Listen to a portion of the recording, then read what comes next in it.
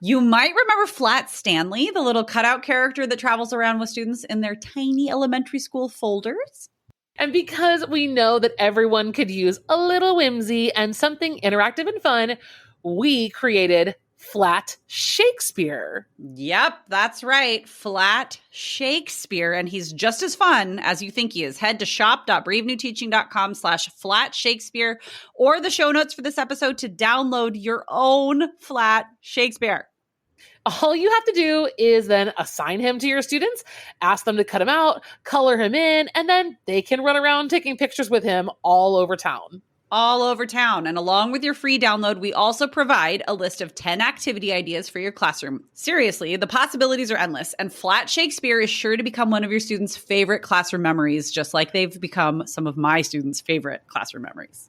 Again, that's shop.bravenewteaching.com/Flat Shakespeare, or head down to the show notes of this episode. Have fun! Well, hello and welcome back to Brave New Teaching. You guys, we are so excited because today we're going to start talking about the Bard.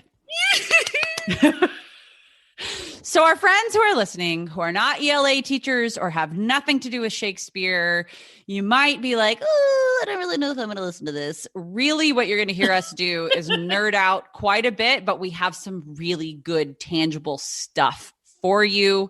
And the biggest thing is an amazing announcement that I'm going to let my friend Amanda make right now. Oh my gosh, I get to make the announcement. Okay. You really do. So I'm so excited, you guys. Marie and I have been dreaming about this since, honestly, you could look at our Google Drive, our notes from before we even recorded our first episodes. We kept talking about, we need to do something with Shakespeare. We need to do something with Shakespeare. We both love Shakespeare. Marie's like undergrad and master's work is like all about Shakespeare. So we are finally ready to host in April the Shakespeare Teacher Festival. So this is a 5-day event, a free series of trainings and workshops and videos and everything Shakespeare for a full week. So mark your calendars. Okay. April 5th through 10th, we are hosting the Shakespeare Teacher Festival. Of course, there's a sign up and it's all ready for you in our show notes today. We would love for you to come over there and tell us that you're going to join us. This is going to be so freaking fun, Marie. I can't even, I'm beside myself. Well, yeah. And in preparing for this episode, we asked you guys, our audience, what are your questions about Shakespeare, or what do you want to know about Shakespeare? And we got so many good questions, and many of those questions are going to be answered right here in this episode, but many more are going to be addressed with the strategies we provide, the lesson ideas that we have, and the overall work that we can do together during this Shakespeare Teacher Festival. So make sure you head to the show notes, sign up. We even have some resources for you right now when you register for the free event that will be available to you today, this minute. So if you want to pause us and go to bravenewteaching.com/Shakespeare, and then there you go. So, and share it, bring your friends. The more the merrier. This is free. And we'd love to have, it's kind of nice to do the same thing with a teacher buddy of yours because you can talk about it, Absolutely. So let's cue the music and jump in. Here we go.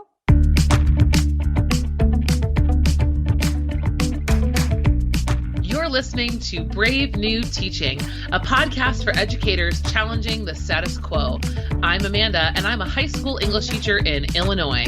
And I'm Marie, and I'm also a high school English teacher in Southern California. We're so glad you're here. Enjoy the show.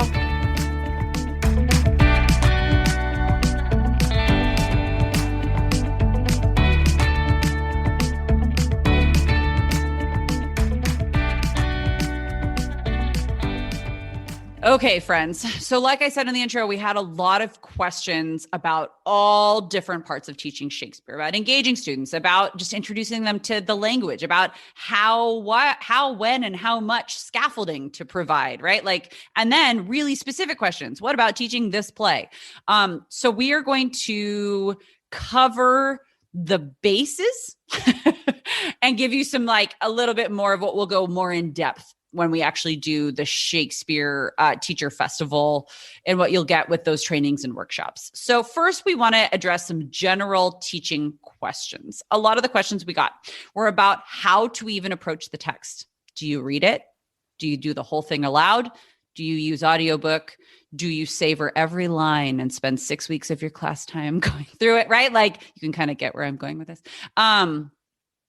What do you do with close reading? You guys know that we are big close reading fans, that we implement that quite a bit in here. Amanda, do you want to jump on this? And then I also have some pretty solid suggestions. Yes, I'm salivating at this. And I think that the questions that were asked were so great.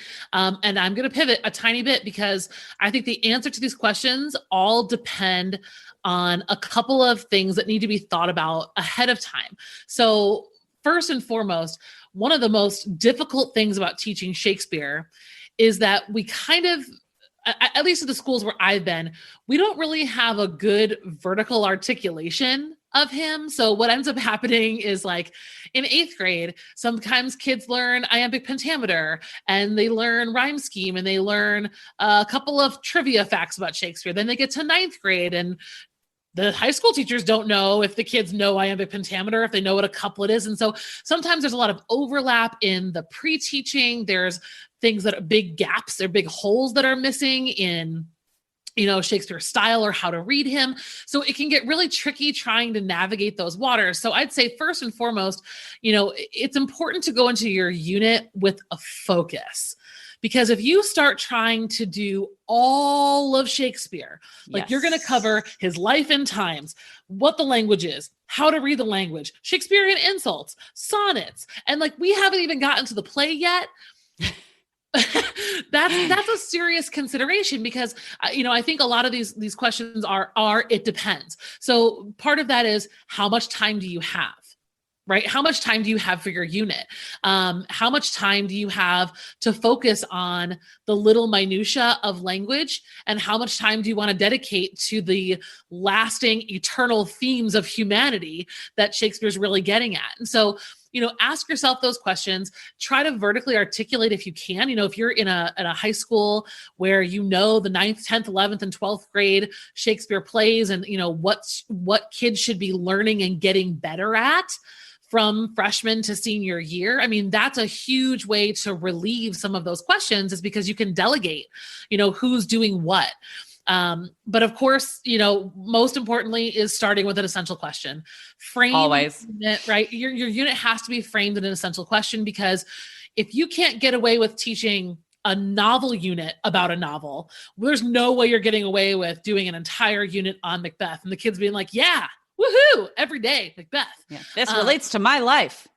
It needs to be in an essential question. And I think that will guide you through answering more of these questions. So, Maria, can I drop that off in your lap from there? Yeah, I was just going to say, so friends listening, that is going to be one of the trainings that we talk about is Amanda is going to go through essential questions specifically with Shakespeare's works, like how to incorporate an engaging and exploration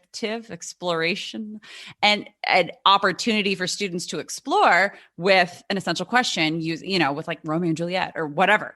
I will say my one, and I've done a few YouTube videos on my channel. I'm actually rolling up my sleeves because I get so pumped. The thing, Shakespeare wrote plays. They were meant to be seen, not read. The only people, if we're talking about author's intent, the only people who read Shakespeare's plays contemporarily were his actors and those with enough money to be able to have somebody make them a copy of the play to sit in their, salon or wherever in the front of their house and read through the plays that they had seen first. So in that vein, no, I personally, I'm in a hard answer. Do not sit in your classroom and read every word of a Shakespeare play unless you want to kill it for yourself and for students. Watch it. They are public domain. There are so many amazing companies, theater companies and groups that put Shakespeare on a screen for us. Why not take that opportunity that we have in the 21st century to see it first and then close read significant scenes and parts of scenes that students need to see, or that's really good practice, et cetera. That's my big thing. So here's how those two things are, why they're related. So what I was talking about is going in with a plan, going in with an essential question, and knowing what that focal point's going to be. Your essential question is really going to harness, both the skills and kind of the thematic focus of, what you're trying to get after. So if you think about something like Macbeth, okay, for example, the trouble and the joy of Shakespeare is that he has so many brilliant layers to the complexity of what's happening in the story. But the drawback for us in our classes is sometimes complexity is distraction for students. So if I'm going into Macbeth, and this is a study in gender, okay, so not a study in revenge or in war and, male egos. This is a story in gender. Then all of a sudden I have that focal point in Act 1, Act 2. Where are my close reads coming from? They're the places that are revealing something about this conversation, this ongoing conversation we're having about gender, right? So that's exactly why Marie and I are here with these two answers, because they mean everything. If you're going to do that approach, you have to know where you're going and what your focus is going to be. Absolutely. And sometimes, I will say that the way that I approach Romeo and Juliet is we watch the whole shebang. Yeah. And then we go and we divide it up. The way I approach Hamlet, we go one act at a time. We'll watch the act. We'll go and we'll divide some stuff because it is so deep. That's also the difference between 9th grade and 12th grade in my classroom and, traditionally in my school. So there are different ways to do it, but I would say I equate it to my students like this. When do you go to an art gallery or whatever and have somebody be like, look at this painting I made? Smell this painting that I made. Isn't it beautiful? That's like, read this play before seeing it.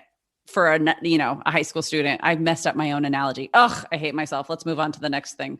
Well, I can empathize with those of you over there who are kind of shaking, because when I first started, Romeo and Juliet for the first time at my new school, and I said, I'm going to watch this first. There were audible gasps in my meeting that were like, well, then they're going to know what happens. Yeah. Yeah. Right. If they watch certain episodes of The Simpsons, which I get, I'm dating myself here, they're going to know what happens. And that's kind of like the thing is we have to remember, what is the goal? If you're trying to teach kids how to read Shakespeare, you're not going to do it line by line from an entire play. You're going to do it from small pieces. And if the plot is the most important thing, then, they're going to get that from watching it too. So yeah, let them get it. Yeah. Then let them get it and then revisit it over and over and over again. I've even had my kids vote on their favorite scenes and what they wanted to close read. And that was awesome, because if they picked something I didn't like, I just rigged it anyway. So whatever. Or even still, talk about spicing it up. If they get to see the whole entire play or even one act and they get to vote scenes 1 through 4, which one do you think was the most pivotal? Look at that engagement. Look at that critical thinking that they are doing with Shakespeare's text. Okay, let's talk about language comprehension, because we also had a lot of questions about that. What are some go-to strategies for understanding lingo, for scaffolding so that students can understand the language on their own? How are we differentiating levels? We had questions about teaching the original text, the early modern English versus a modern translation, and what our favorite text or prepared footnoted translation to use would be. Do you want to start? I feel like I cut you off. No. Go right ahead. Okay. No, go right ahead. I will say, when you go to register for our free event, you're going to have access to some entry point activities, how we approach iambic pentameter and rhyme scheme and those sorts of things, and the tatum, right? How some activities for approaching that with students, and just kind of some intro activities for getting them. There's a lot of context to understand before you jump into something like a whole Shakespeare play. And so we address that with some things that you can get ahead of time before the Shakespeare Teacher Festival. But I would say one of the best things that I have done when it comes to allowing students to understand the language for themselves is to slowly lift the training wheels. I start with them seeing it so they can see the words brought to life. Then we look at what they just saw. Then I talk through the first 3 lines or, the first quatrain, and then they with a partner do the same thing with the next quatrain. And then they can do stuff like it's a very slow lifting up of the supports. And that sort of thing, at least for like an initial in class, here's what Shakespeare sounds like. Here's what Shakespeare reads like. What does that actually mean? Hopefully this makes sense. It makes perfect sense. And, okay. and so here's the rub, you guys. I taught Othello to English 2 students at a school where my kids, almost, I'd say 90% of them, English was their second language, much less Shakespeare's English. And what I told them to was part of this was about building their confidence. And so that's the other thing we need to think about is when you give them the play ahead of time, you give them the visual, you're also giving your kids confidence. You're giving them that's the first thing you're giving them to hold on to, because whether or not they understand every single word, this is not a class or an exercise in translation, right? We're not here to translate the play. We're here for them to learn how to read it and how to engage with it and how to feel comfortable asking questions and making claims about what they're seeing. So it's just one more vouch for giving them that visual support. And I do similar to Marie, slowly was the gradual release method or whatever. Yeah. I think of it like training wheels, like teaching my son how to ride his bike, and you slowly lift them up until they're gone. and part of that process is saying like, hey, look at how much you did understand. Yes. Can you pair and look, kind of looking at bigger chunks at a time, that actually really helps. I feel like the smaller you go, the more kids feel like that's how small they have to be and how slow they have to go when they're reading. And even like I tell this to my kids with novels, read 3 pages rather than 1 paragraph. Like if you get stuck at the end of a paragraph, keep going, because maybe you're going to figure it out with some You'll fill in the that is fantastic advice. It's the same with Shakespeare, right? Yeah. Because the further you go, like eventually plot's going to start to pick up again. If there's a really big wordy speech that you get lost on, mark it, but keep going, because it might, pieces of it might fall into place. Activity wise, and I'll include this in the free downloads too. I don't know if anyone outside the Midwest hears these commercials, but Tim Allen does these Pure Michigan commercials. Have you ever heard those, Marie? No. Okay. Please divulge.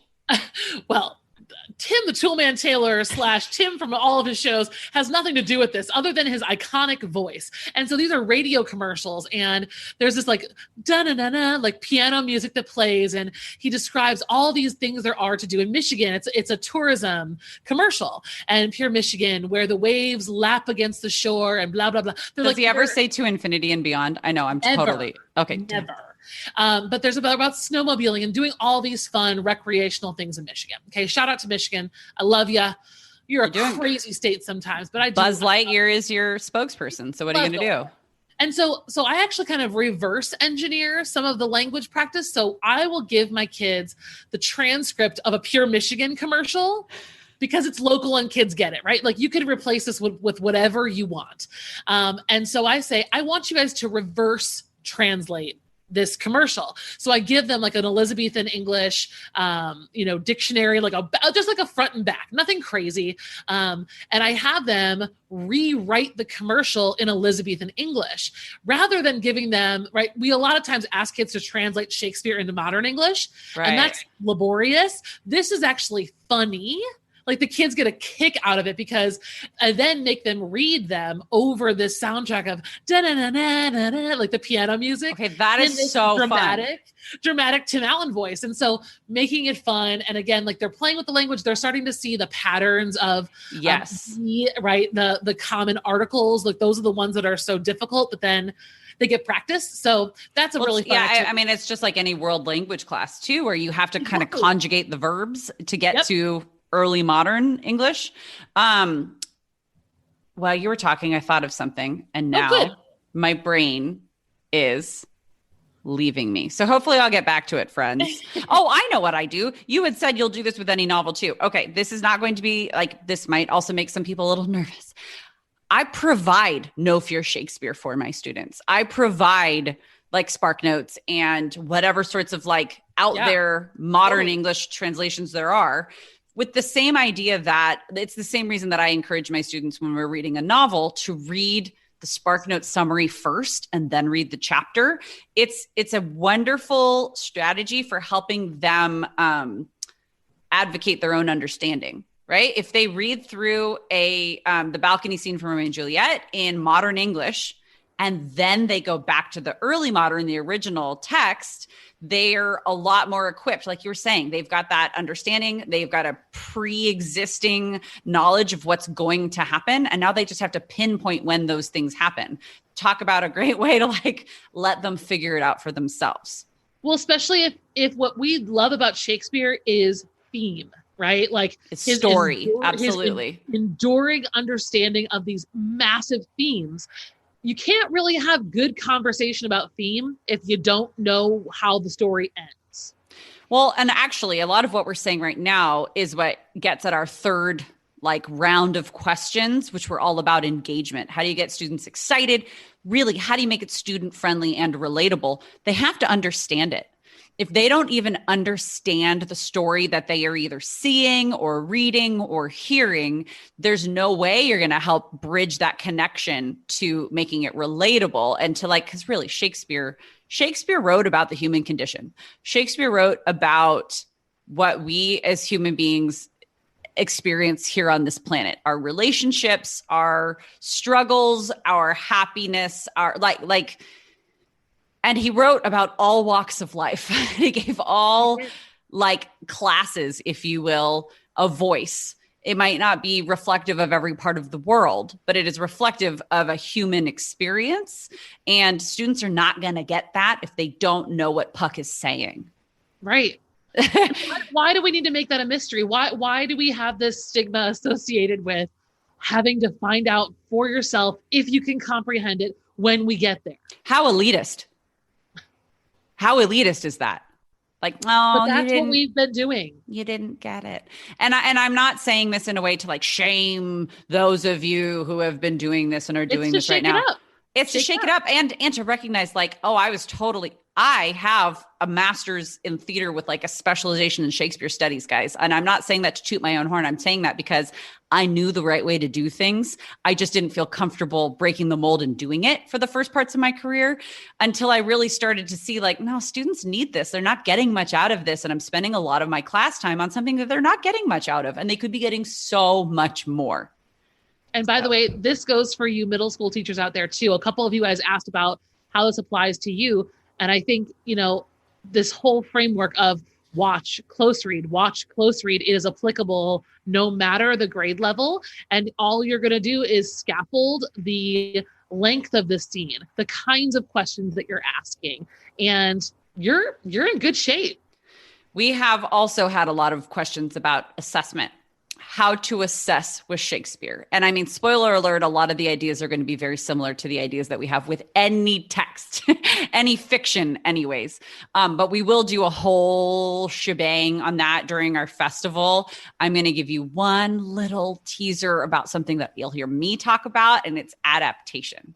Because adaptations require such a good, solid understanding of the original text in the first place to be able to adapt to different social and historical contexts.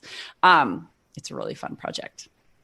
I think, as usual, yes, assessment, it has to match the goals of the unit in the first place. Totally.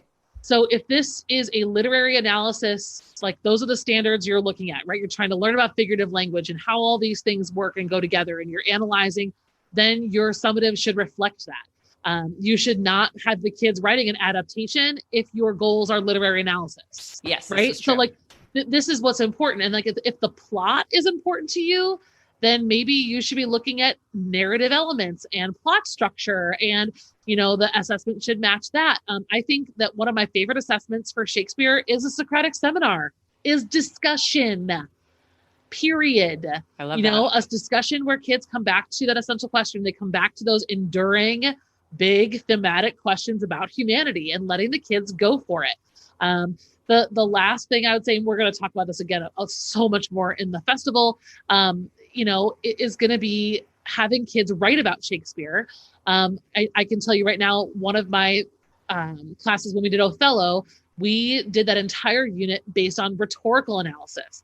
And we only we only close read Iago's. I was just gonna say Iago, period. Full stop. Full stop. The entire play. The entire play was rhetorical analysis of Iago. And at the end, we gave them one of his final speeches, and the kids did a rhetorical analysis of one of his speeches by himself or by themselves.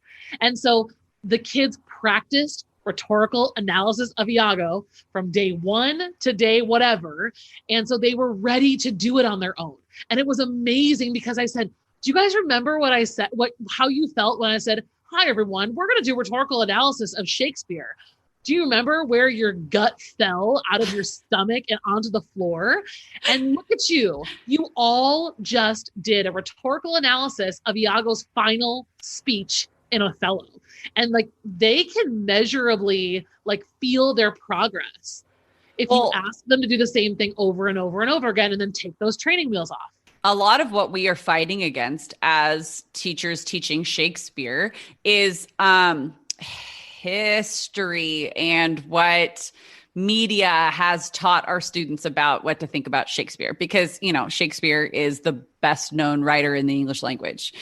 And therefore, he's the best known writer in the English language. And they're hearing from everyone and their mom who has been through a English speaking language arts class and studied Shakespeare and had it be painful or so hard or elitist and impossible to like figure out what the teacher's thinking. And so that is part of like the shell we have to crack. And so these engagement, even what we've already said and even some other ideas, like one of the questions that we got asked, and we cannot wait to address this in our festival, is how to help kids see the comedy in the comedies. Yeah. Like so fun. Okay. Another round of questions is not going to come as a surprise, anybody. It's about what are some strategies or some tips for teaching Shakespeare remotely or with hybrid learning? I'm going to say a lot of what I've already said. I like stands, right? See it first, take it in small chunks, because all of those things can translate to a virtual or hybrid setting. And we had one question like, do I read aloud over Zoom? Please don't, unless there's a like, don't do that to yourself.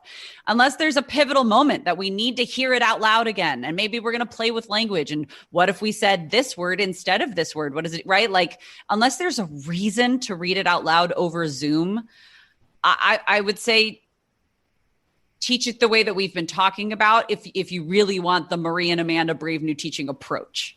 Yeah. Yeah. If you're looking for some fun ways for kids to do reading out loud and practice, there are quite a few different ways to do that. I can talk about this in more depth later, but I am actually doing this with my ESL students. We're using Cami right now, the extension Cami. I don't know if you guys have messed around with Cami before, but on Cami, you can upload a PDF and then you can add voice comments. So you could actually upload like a PDF of the scene. Maybe you want a group to read aloud or perform together. And then the kids basically just kind of put, assign them their lines. And then the kids can put a little dot on their spot. And they can do a voice memo right there and collaborate on that with other students. So that you could have them perform a scene together, which would be really fun. And I know Nearpod, I've talked about this before as well, has wonderful audio functions that are great. Moat is great for this too on a Google Doc. The problem is that they limit your time to 30 seconds now with the free version. Oh, really? So I would definitely play with Cami and play with Nearpod for kids to do some audio recording of their own voices. And of course, Flipgrid is another great option if you want to hear kids performing or playing with language remotely. I would even say, I mean, here's an idea, guys, because I don't want it to sound like I'm saying, don't read it out loud on because I'm also a former drama teacher. So I'm like, yeah, perform for sure. Perform once you all have like a good understanding and there's a reason for performance. Why not do a puppet show? Why not have students set up their own Zoom or Google Meet and have it go in gallery view and everybody makes a puppet, and that puppet has to be somehow representative of whatever concept it is that you're covering. And they do a puppet show. How like that takes a lot of the, I feel like, nerve-wracking parts away for students if they can just have a puppet show puppet showing instead of their little face. And it hits a lot of assessment boxes for us as well. Cause think of all the possibilities for this puppet that they have to design, the scene, blah, blah, blah, blah, blah. Like there's a lot you can do with it that, and then you got what, like 5-6 kids on one recorded call, grade them all at once. Boom. Boom. Love it. The more fun you have with this, the more fun the kids will have too. Yeah. Okay. We have one more question. And it was about an entry point, like specific plays. Which plays do we think? We had a lot of questions about specific, like teaching specific plays, which we will address in the festival because it's kind of too much. But like this one, we wanted to talk about what are some plays that we have used or that we see as good entry points for like 8th, 9th, 10th grade students getting into Shakespeare in the first place. I mean, Romeo and Juliet is done a lot at the younger grades like that for a reason. It's simple. Mm-hmm. Students can relate to teenage hormones. I mean, there's a lot to it, but if you're like enough Romeo and Juliet already, I think Taming of the Shrew is fantastic because there's also a lot of really interesting gender role questions that you can talk about having to do with Taming of the Shrew. I'm trying to think of a tragedy that I would do. Julius Caesar is fantastic. Yeah, I was gonna say I like Macbeth for the younger grades too. We were talking about this before the show. Macbeth is, I think, readable for that age level, but it's of course timeless, and it's also wonderful to do with the older kids because the conversations get better. But I think that's probably true for all of the plays. That's true, yeah. But I would say, oh, sorry. Yeah, no, Macbeth is a good one. I would say if you want one to not do with underclassmen or like middle school kids, don't do Hamlet. No, there's too much. Don't do Hamlet unless you've got a really high level bunch of kids. I wouldn't go below 10th grade for like Midsummer. I love Midsummer. I get Midsummer, but it's so weird. Yeah. That even 10th grade, it's kind of a stretch. Like I have to do it towards the end of the year when they've matured quite a bit. I'm trying to think.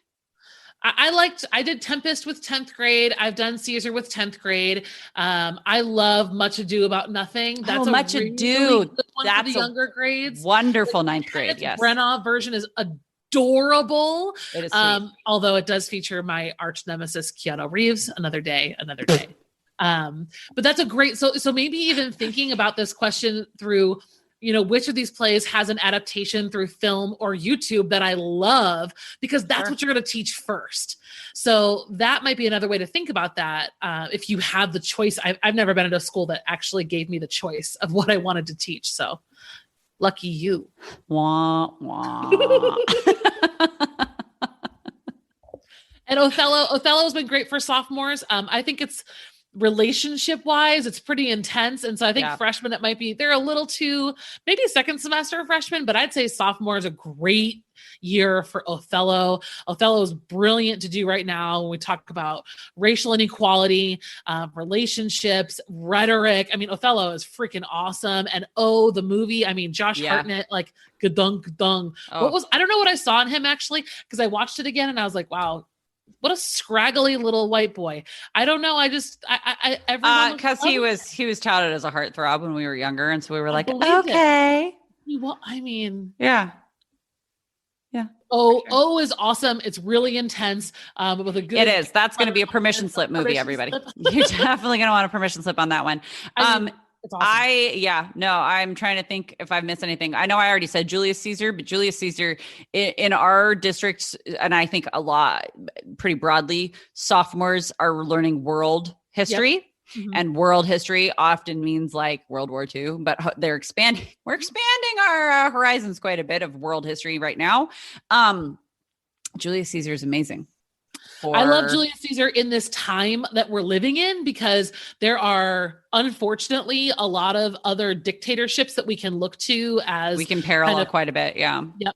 There's a lot of talk about engaging and relating to the real world. So friends, as you can hear, we can go on and on and on about this, and we will go on and on and on about this in more niched down specific terms during our free 5-day workshop and trainings. The Shakespeare Teacher Festival. Amanda already told you, mark your calendars, April 5th through 10th, 2021. You can register now as you are listening to this episode and get your hands already on some free goodies. And we cannot wait to see you there. And we cannot wait to talk even more about all things teaching Shakespeare. Can I tell everyone that there's going to be t-shirts? Oh yeah. We're putting together merch, guys. That's simply because we just like to brand things. Because I want to wear one. Yes. So if you head to the show notes, you can see what we're talking about. We're excited about it. And we can't wait. We cannot wait. We've been planning this for a while. Coming today. We appreciate you being here as always. And we'll see you in the next episode. See you next time. Bye.